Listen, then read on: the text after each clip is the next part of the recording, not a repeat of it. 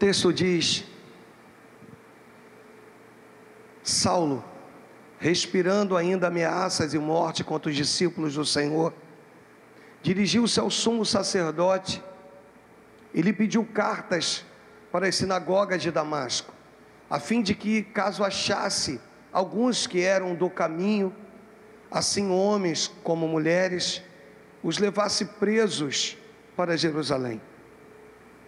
Seguindo ele estrada fora, ao aproximar-se de Damasco, subitamente, me ajuda, subitamente, uma luz do céu brilhou. Você pode aí? Subitamente, uma luz do céu brilhou ao seu redor, diz o texto.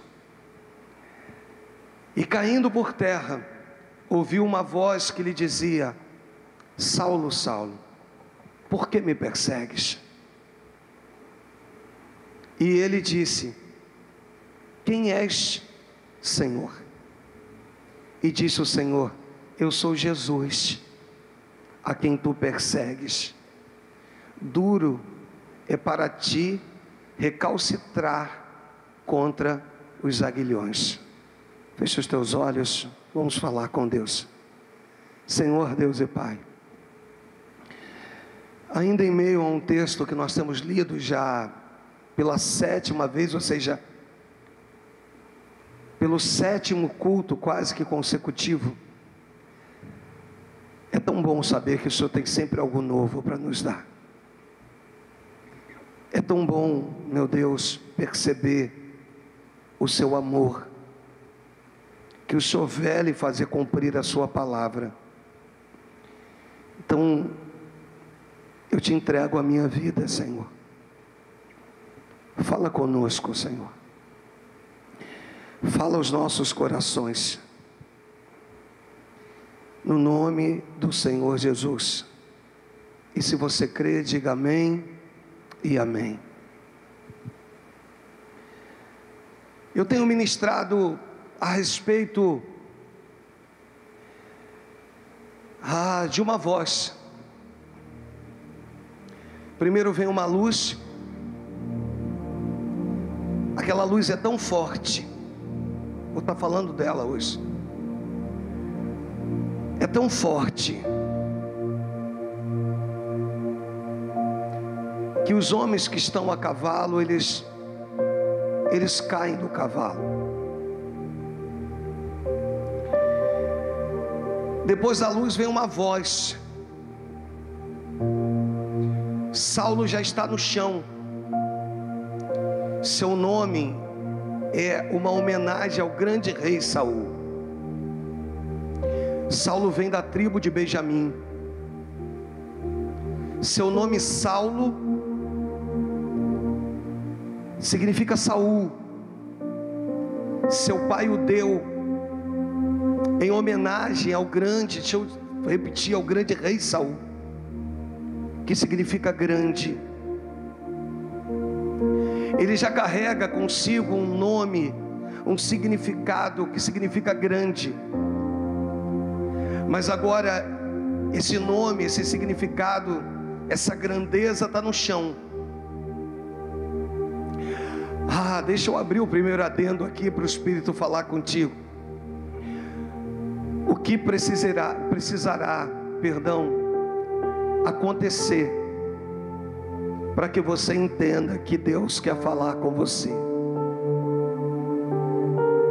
O que Ele vai precisar fazer para falar ao teu coração? Agora ele está no chão, e ele no chão vem uma voz. Essa voz diz: Saulo, Saulo, por que me persegues? Há um ódio, há um nível de perseguição em prol dos judeus que haviam se convertido a Jesus. É um número tão pequeno,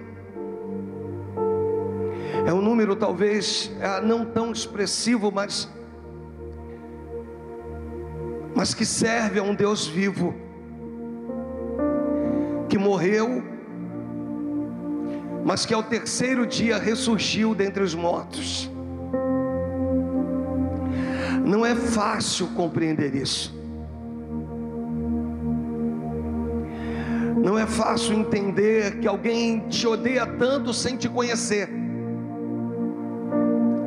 Não é simples o entendimento de quantas pessoas maquinam contra você, desejam o teu mal.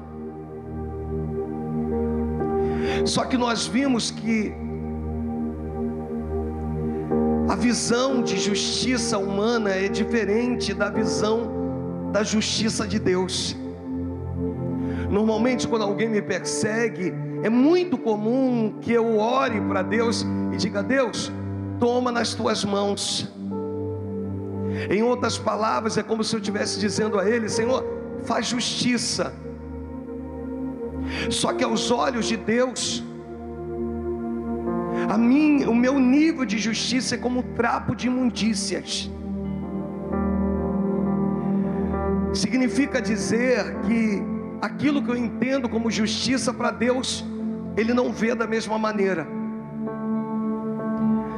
É como se Deus dissesse para aqueles que têm orado com medo dos Saulos da vida: da mesma forma que eu te converti, eu também não posso convertê-los.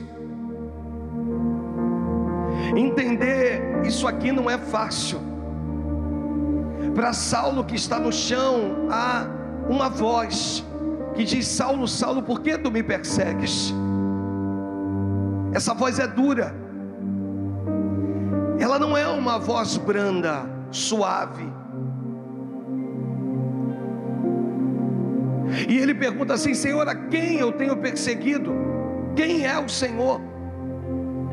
E aquela voz então diz: eu sou Jesus, a quem tu persegues. A voz é dura, mas o nome é suave. A voz é dura porque a voz do nome quer promover em Saulo um alinhamento com o céu. Então existem coisas que às vezes nos aparentam ser duras, mas o nome daquele que detém a voz é suave, ele é Jesus. Jesus.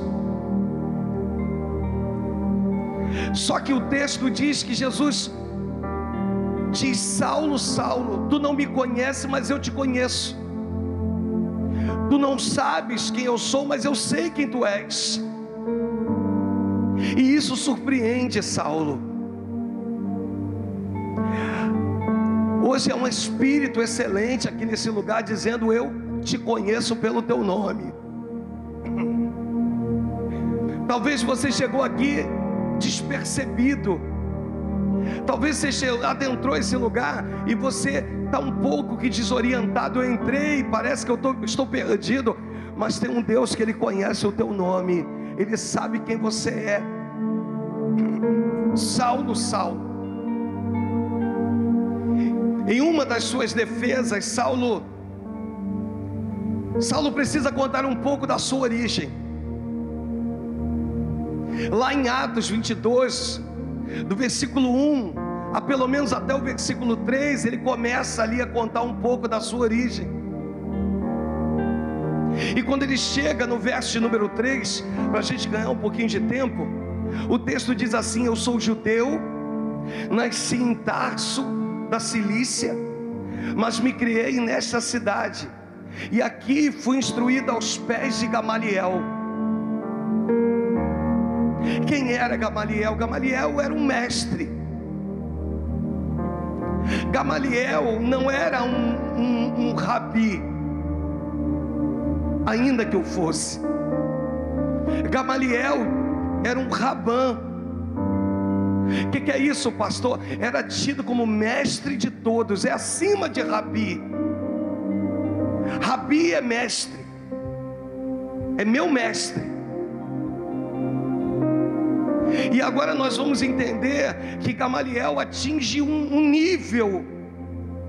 Gamaliel é tido como os 7 mestres Ele fica dentre os 7 melhores mestres da história. Era um homem altamente piedoso. Gamaliel era filho de Simeão, neto de Ilã. E lá foi quem fundou a escola.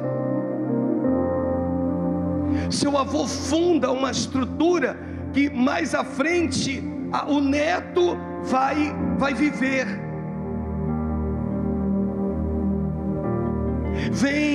Quando o avô morre, o pai Simeão assume, e depois Gamaliel aperfeiçoa. Gamaliel era piedoso. Ele diz que foi instruído aos pés de Gamaliel. Ele mostra aqui um pouquinho da sua história. Ele diz: olha, eu tenho respeitado os nossos antepassados. E isso era um know-how. Alguém que conviveu de perto com Gamaliel. Alguém que o chama de mestre, não somente de rabi, mas de rabã, ou seja, ele é o nosso, é o mestre de todos. Para você ter noção, quando Gamaliel morre, os historiadores vão dizer que a pureza havia se esvaído, havia se ido embora. Era um homem tão piedoso, que depois que Estevão foi apedrejado e morto, e que nesse intervalo antes de ser morto, ele viu o céu aberto e Jesus inclinado para ele. Se não fosse por Gamaliel, seu corpo seria lançado no lixão e entraria em decomposição, misturado com outros corpos. Por uma questão helenista, nenhum judeu, nem mesmo os convertidos, se prontificaram a sepultar o primeiro mártir da história, um homem, um diácono chamado Estevão.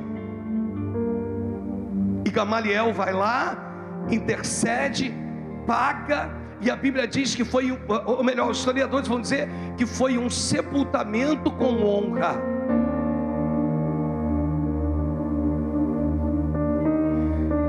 Gamaliel torna-se então um personagem admirável e respeitado por todos. E é claro que eu não posso falar de Gamaliel sem falar de Simeão e sem falar de Ilau, seu avô. Você não pode falar de você e esquecer da história daqueles que vieram antes de você. Se você tem dado certo nos dias atuais, eu abro aqui um adendo para falar sobre um homem que não permitiu que a arca do Senhor ficasse ao relento. Depois que Uzá tenta colocar a mão e ele é fulminado, e Davi fica apavorado com aquilo. E a Bíblia fala de um homem chamado Obed-edom. A Bíblia diz que esse homem então coloca a sua casa à disposição. A casa desse homem ficava à beira da esquina, e ele se coloca à disposição para dizer: olha, a arca pode ficar na minha casa. E a arca fica lá durante 3 meses, até que Davi ouve dizer que ele estava sendo próspero. E Davi então consulta os sacerdotes para poder trazer a arca da aliança para Jerusalém. E o texto diz que não só ele foi abençoado, e toda a sua descendência. E aí eu entro aqui, irmãos, para te mostrar algo sublime.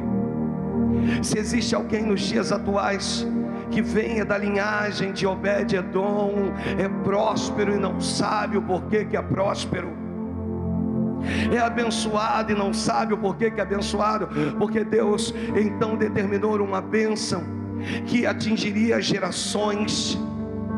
Gamaliel só é quem ele é porque houve uma paternidade exercida sobre ele, e ele então torna-se essa grande referência, esse homem ao qual valia a pena seguir.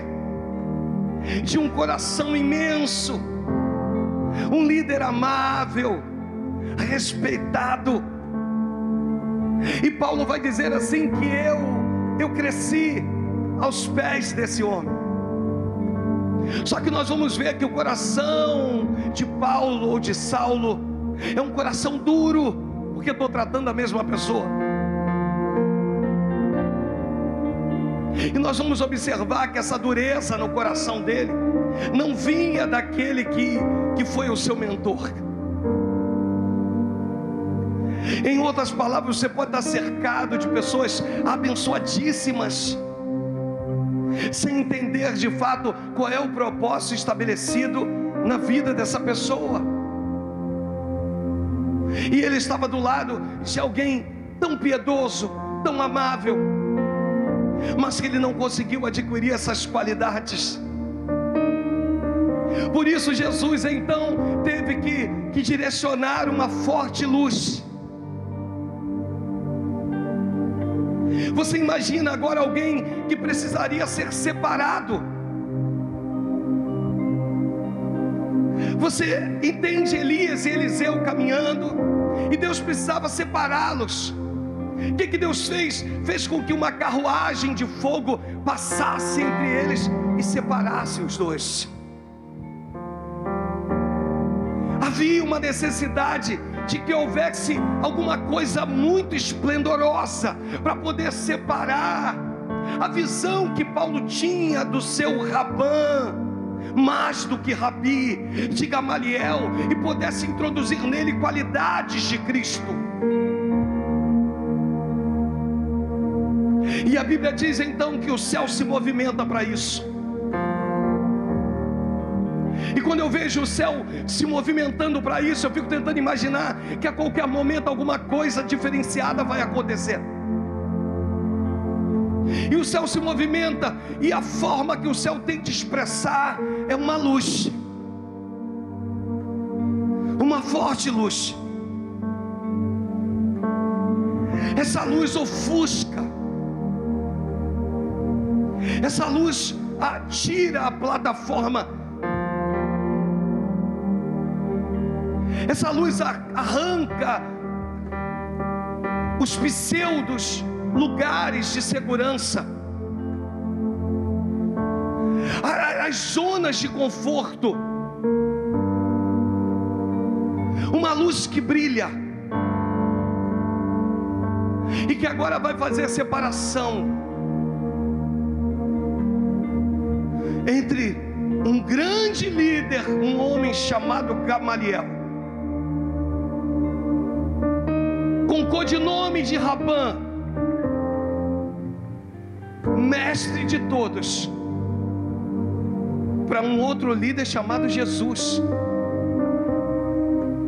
que significa meu mestre. A impressão que eu tenho é que agora chegou alguém menor. Talvez pelo nome pudesse ser alguém com um nome menor,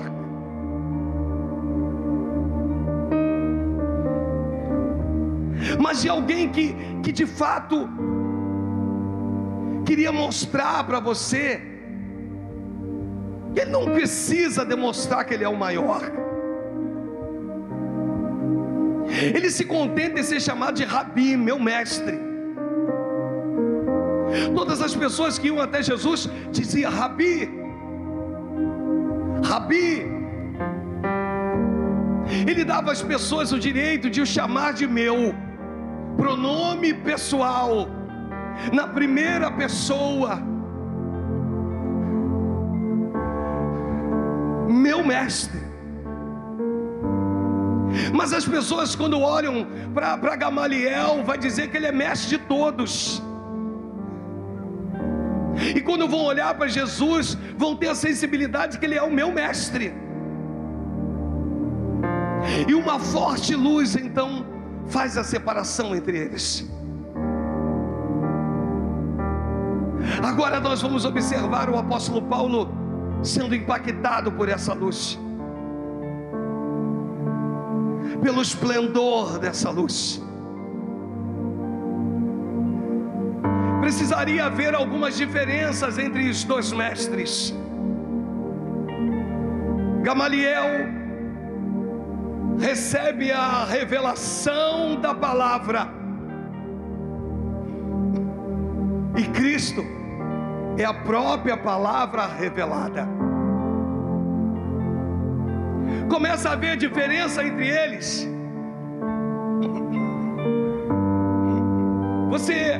Você tinha um mestre que recebia revelações. Eu sou a própria revelação, Paulo. E começa a ver ali um trabalhar de Deus. Às vezes é difícil para a gente compreender algumas coisas, porque tem uma luz que separa os dois mestres, e que dá um destino. Ela não só separa, como ela aponta um caminho.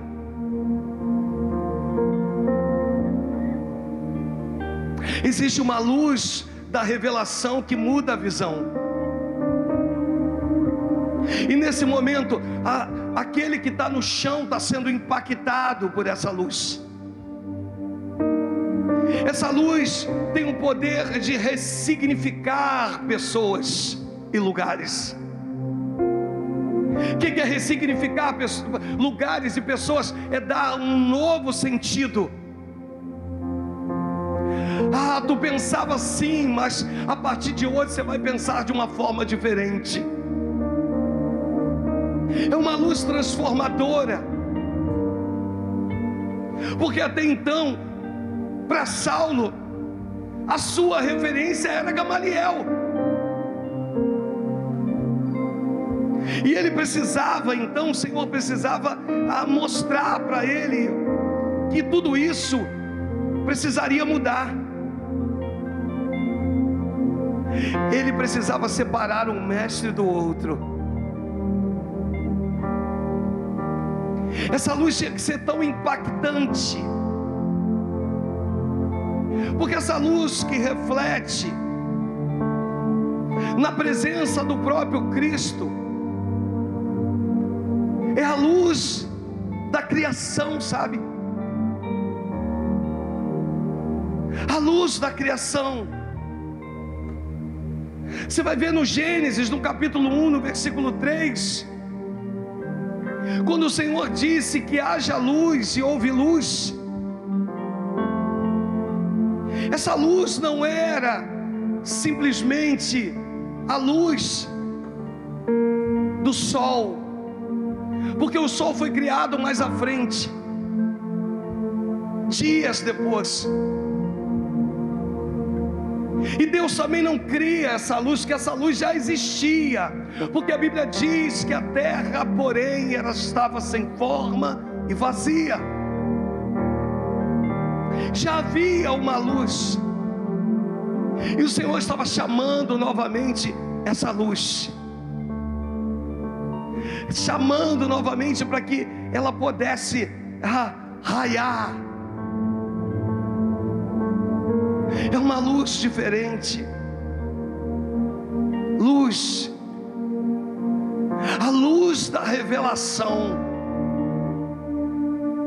que faria a separação de um homem, ainda que muito dedicado, mas muito comum, para um homem totalmente sobrenatural,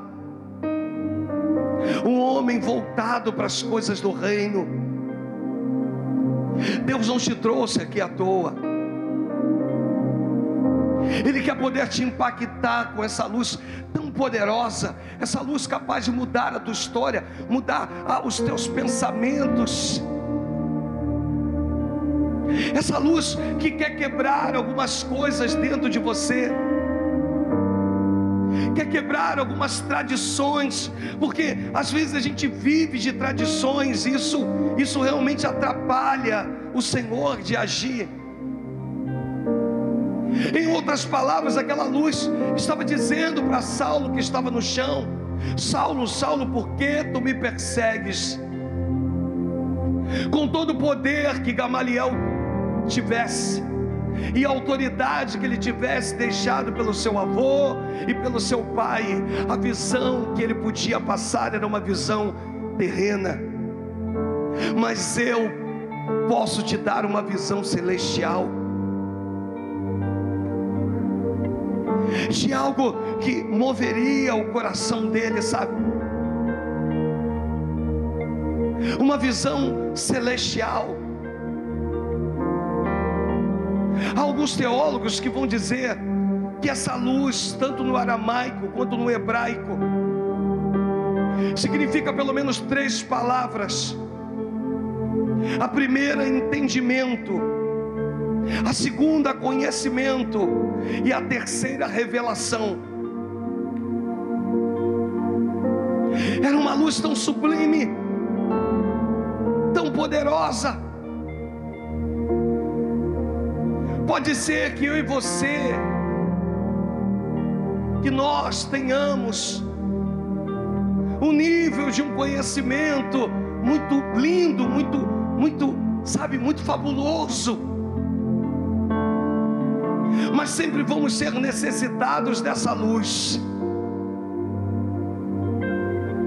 Nós sempre seremos necessitados dessa luz, porque essa luz, ela vai fazer a diferença na minha vida e na tua.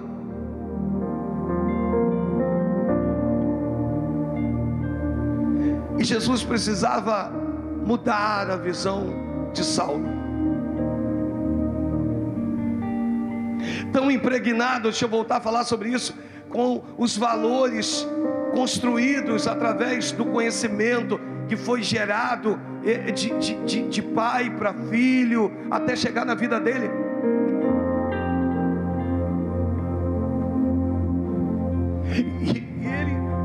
Ele ia precisar entender a essência dessa luz,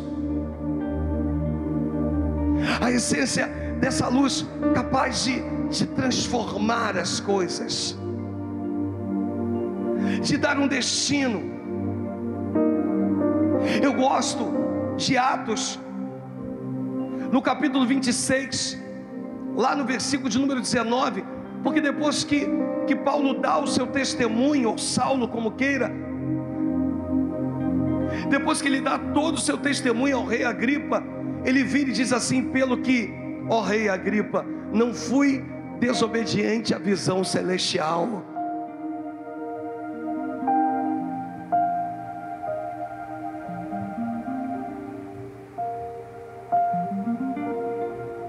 Evangelho não é de qualquer maneira.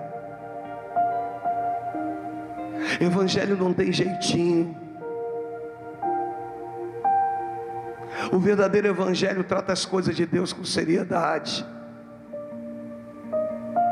Se tu roubava, tu não rouba mais. Se tu matava, tu não mata mais. Se tu se prostituía, tu não se prostitui mais. Se tu bebia, tu não bebe mais. Mas sabe qual é o nosso problema? Nós queremos flexibilizar a palavra. Não é bem assim, pastor.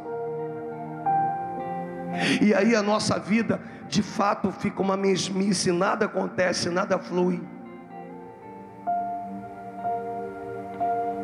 Não tem flexibilização. Sexo antes do casamento é pecado. Não tem um meio termo para isso. Não tem eu acho, você não acha. O que eu acho não importa, o que importa é o que a Bíblia diz. É isso que muda a nossa história. É isso que tem capacidade de mudar a tua história. É quando vem uma visão do alto, sabe, e impacta a tua vida de uma tal maneira que você nunca mais é o mesmo. O mundo vai precisar te olhar de uma forma diferente. As pessoas vão precisar olhar para você, porque tu não é a luz. Você sabe por que Deus vira e diz que haja luz? E Ele traz à existência aquilo que já existia. E esse raiar, essa luz vem. Ele traz essa luz para mostrar para as trevas de que Ele detém a luz, de que Ele é a luz. Nessa mensagem de hoje, irmãos, Deus quer poder te fazer brilhar em meio aos escuros dessa vida. Deus quer poder te fazer ser luz nos ambientes mais tenebrosos dessa terra. Ele quer poder te fazer brilhar porque Ele é a luz. Ele quer quebrar conceitos. Algumas coisas que você achava que precisava ser, ou que são do jeito que você compreende, mas não são. Precisam ser da forma que a Bíblia quer que seja, que a palavra tem para mim e para ti. E isso começa a mover no mundo espiritual, sabe? Nós vamos ver Jó, no seu capítulo de número 19, a partir do seu versículo de número 23. O texto quando diz assim: ah, quem dera as minhas palavras fossem escritas, sim, fossem todas gravadas no livro histórico. Quisera eu que elas fossem talhadas a ferro sobre o chumbo, ou gravadas para sempre na rocha.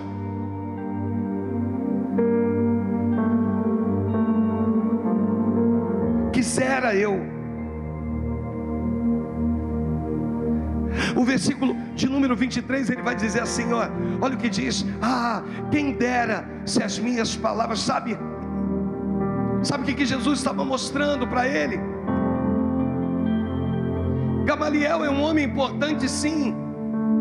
Alguns teólogos vão dizer que ele é morto em prol do Evangelho, junto com seu filho, mais ou menos uma idade de 20 anos, o filho possuía.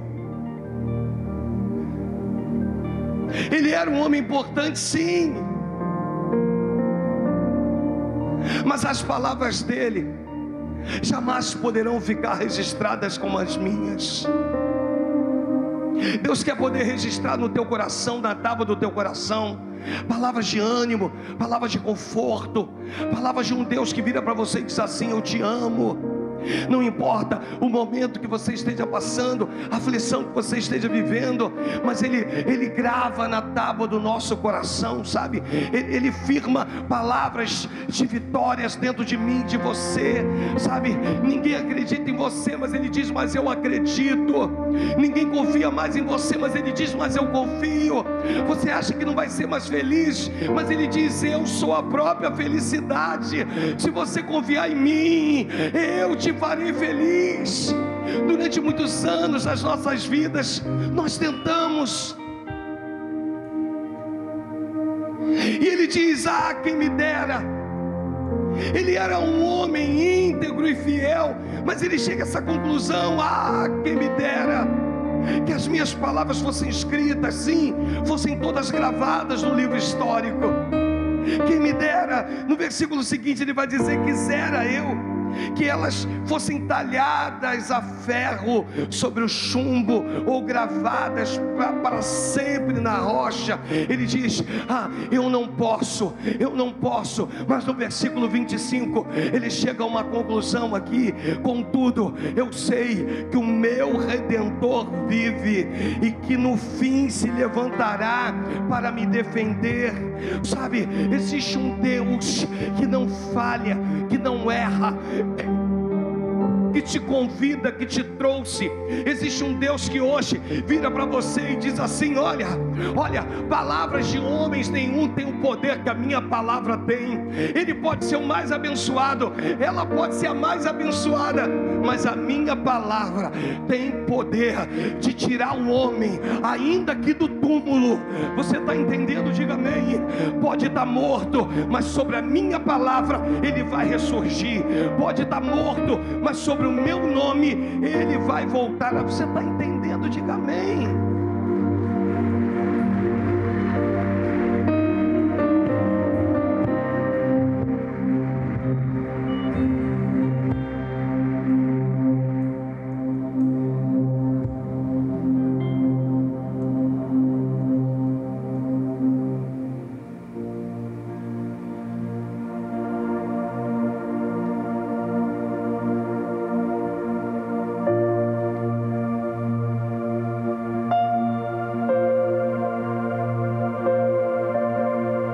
Saulo, Saulo,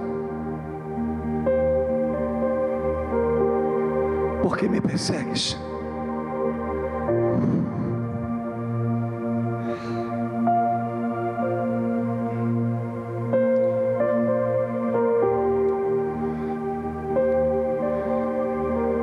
No versículo de número 5.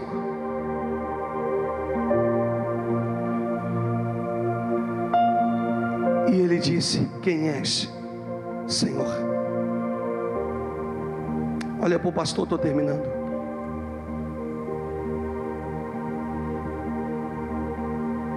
Repita comigo: eu sei. Com mais fé, diga: eu sei que foi Deus que me trouxe hoje neste lugar.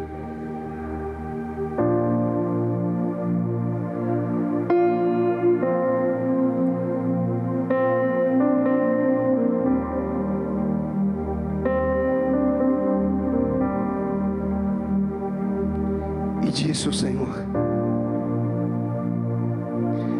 eu sou Jesus, a quem tu persegues. A voz continua dizendo para ele: duro é para ti recalcitrar contra os aguilhões. Troca isso em miúdo, pastor. Eu troco e encerro.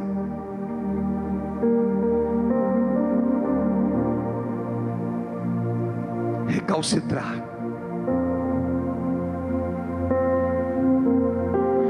É o nome dado a animais que dão coices em si mesmo.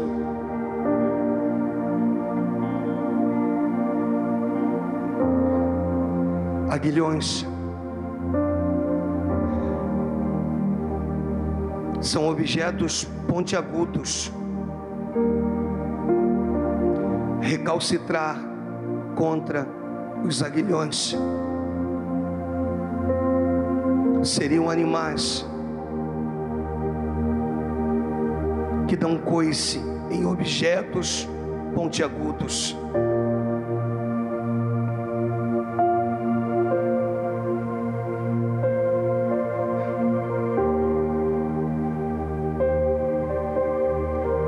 Duro é para ti. Não é duro para os seus cavalos que fugiram. Duro é para ti, que se julgava tão grande, tão poderoso, e que agora está no chão. Recalcitrar contra os aguilhões. Troca em miúdo, pastor, eu troco. Você hoje tem a opção de se permitir ser impactado por uma luz de alguém que não quer ser Rabã, mestre de todos, ainda que seja, que se contenta em ser apenas seu mestre quando você me chamar de Rabi.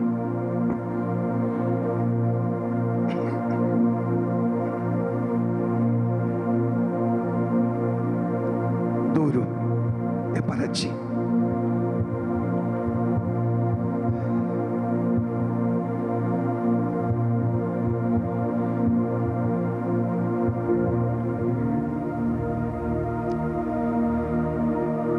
Há uma voz tão dura,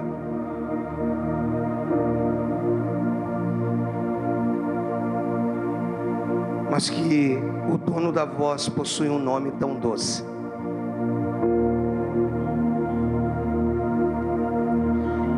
Hoje Deus te trouxe aqui para dizer: filha, filho,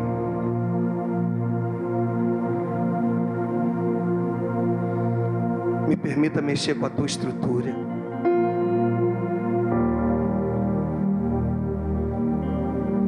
Para que daqui a algum tempo você possa virar para outros e dizer: teu nome mexe com a minha estrutura.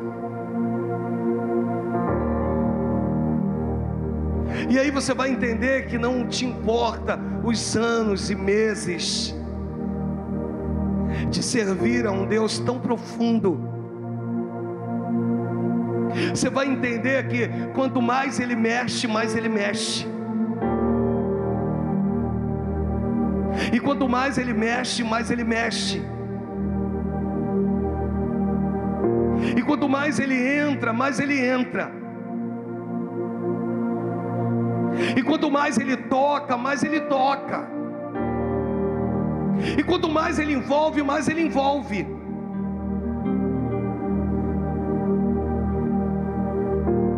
Se tu permitir que meu nome mexa com a tua estrutura, se tu me permitir entrar aí no mais profundo do teu ser, sabe? Lidar com algumas frustrações que você carrega, lidar com alguns sentimentos que estão aí dentro, e só eu sei, porque eu sei, eu te conheço. Eu vou mexer com as tuas estruturas. Eu vou arrancar e tirar tudo aquilo que não provém. E eu vou semear dentro de você valores novos, conceitos novos.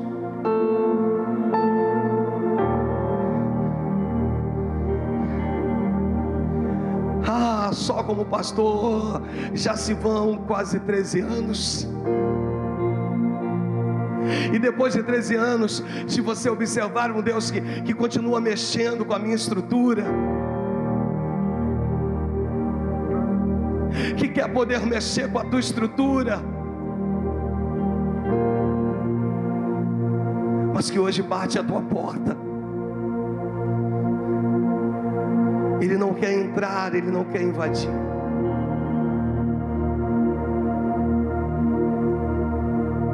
Eu termino essa série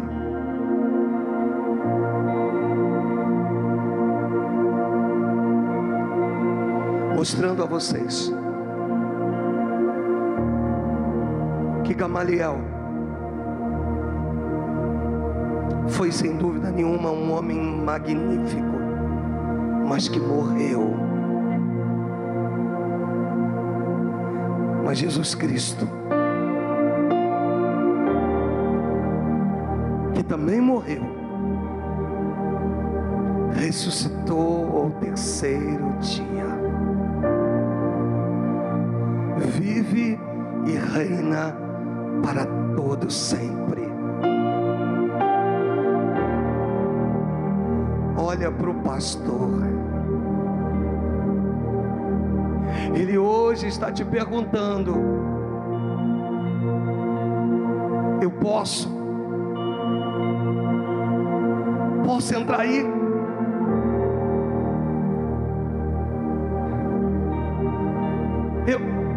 Eu posso entrar aí dentro? Eu posso preencher esse vazio que você carrega? Tu deixa a minha palavra entrar aí sem precisar invadir de alguém que vai abrir a porta para que eu entre?